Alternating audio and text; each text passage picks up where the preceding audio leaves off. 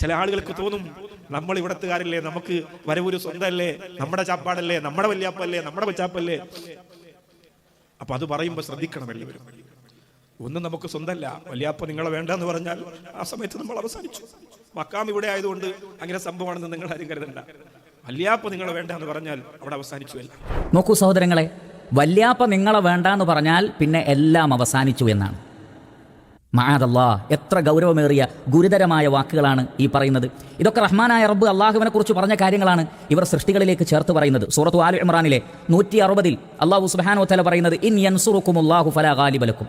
അള്ളാഹു നിങ്ങളെ സഹായിച്ചാൽ നിങ്ങളെ തോൽപ്പിക്കാൻ ആർക്കും കഴിയില്ല.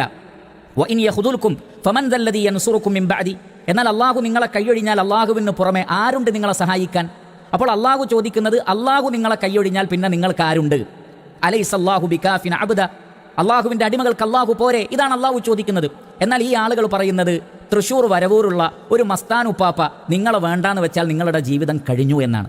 ആരാണ് ഈ മസ്താൻ ഉപ്പാപ്പ? പ്രിയപ്പെട്ടവരെ, അള്ളാഹുവിൻ്റെ സ്ഥാനം നൽകാൻ മാത്രം ഇങ്ങനെ ഓരോ നാടുകൾക്കും നമുക്കറിയാമല്ലോ, നമ്മുടെ നാട്ടിലെ ഹൈന്ദവർ, അവർക്ക് ഓരോ പ്രദേശങ്ങളിലും ഓരോ ദേവന്മാർ, ഓരോ ദേവിമാർ അവർ ആരാധിക്കുന്നുണ്ട്, ആരാധ്യന്മാരായി അവർ കാണുന്നുണ്ട്. ഓരോ നാടിനും ഓരോ പ്രദേശത്തിനും പ്രത്യേകം പ്രത്യേകം ദൈവങ്ങളാണ്. ഒരു നാട്ടിലുള്ള ദൈവത്തെ ഒരുപക്ഷെ മറ്റൊരു നാട്ടിലുള്ളവർക്കറിയില്ല. യു പിയിലോ അതേപോലെ തന്നെ മഹാരാഷ്ട്രയിലോ ഇന്ത്യയുടെ മറ്റേതെങ്കിലും ഭാഗങ്ങളിലോ ആരാധിക്കപ്പെടുന്ന ഒരുപാട് ദേവതകളുണ്ട്, ദേവന്മാരുണ്ട്. അവരെക്കുറിച്ച് കേരളത്തിലുള്ളവർക്കറിയില്ല. തിരുവനന്തപുരത്തുള്ള ആളുകൾക്ക് വേറെയാണ്, മംഗലാപുരത്തുള്ള ആളുകൾക്ക് വേറെയാണ്. ക്രിസ്ത്യാനികളും ആ നിലക്ക് വിശ്വസിക്കുന്നുണ്ട്. അതേ വിശ്വാസം കടമെടുത്തുകൊണ്ടാണ് ഓരോ നാടുകളിലും ഓരോ മക്കാം, ആ മക്കാം കേന്ദ്രീകരിച്ച് ഓരോ ഔലിയ, ഓരോ തങ്ങളുപ്പാപ്പമാർ, ഓരോ വല്യപ്പമാർ, ഓരോ കൊച്ചാപ്പമാർ, അവരാണ് ആ നാടിനെ സംരക്ഷിക്കുന്നത്, ആ നാട്ടിലുള്ളവരെ സഹായിക്കുന്നത് എന്ന് വിശ്വസിക്കുന്ന തികഞ്ഞ ബഹുദൈവത്വത്തിൻ്റെ വിശ്വാസം, ഷിർക്കിൻ്റെ വിശ്വാസം, ആ വിശ്വാസമാണ് ഈ ആളുകൾ പ്രചരിപ്പിക്കുന്നത്. മസ്താനുപ്പാപ്പയും സൃഷ്ടികളും തമ്മിൽ എന്ത് ബന്ധമാണുള്ളത്? നമുക്ക് ഭക്ഷണം നൽകുന്നത് ഇതേപോലെയുള്ള ആളുകളാണോ, വലിയകളാണോ?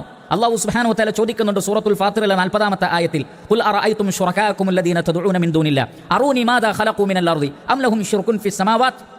അള്ളാഹുവിന് പുറമെ നിങ്ങൾ വിളിച്ചു പ്രാർത്ഥിക്കുന്ന ആളുകൾ, അവർ ഭൂമിയിൽ വല്ലതും സൃഷ്ടിച്ചിട്ടുണ്ടോ? നിങ്ങളതെനിക്കൊന്ന് കാണിച്ചു തരൂ. അതല്ല, ആകാശങ്ങളിൽ അവർക്ക് വല്ല പങ്കുമുണ്ടോ? മസ്താനുപ്പാപ്പ നിങ്ങളെ കൈയൊഴിഞ്ഞാൽ നിങ്ങളുടെ കാര്യം പോക്കാണെന്ന് പറയാൻ ഈ പ്രപഞ്ചത്തെ സൃഷ്ടിച്ചതിൽ ഈ പറഞ്ഞ രൂപത്തിലുള്ള ഉപ്പാപ്പമാർക്ക്, വല്യുപ്പമാർക്ക് വല്ല പങ്കുമുണ്ടോ?